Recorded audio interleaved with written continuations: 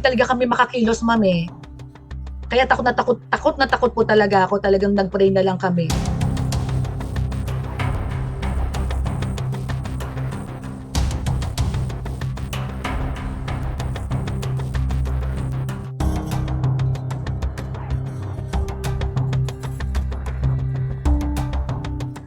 Hindi normal and wala naman po kaming ine-expect na visitor that night.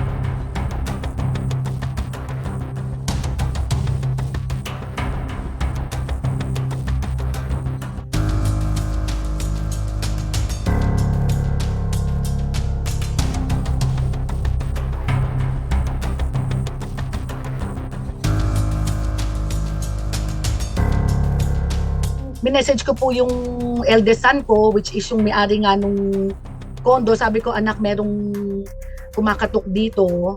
Pakitawagan yung mga guards.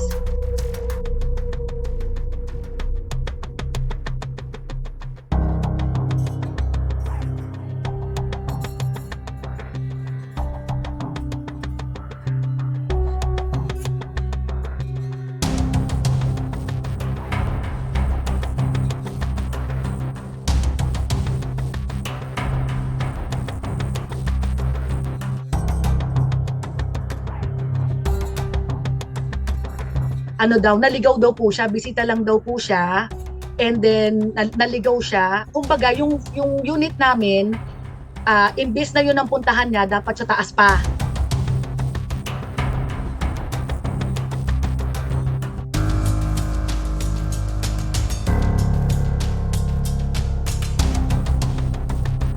Sinamahan papunta sa lobby.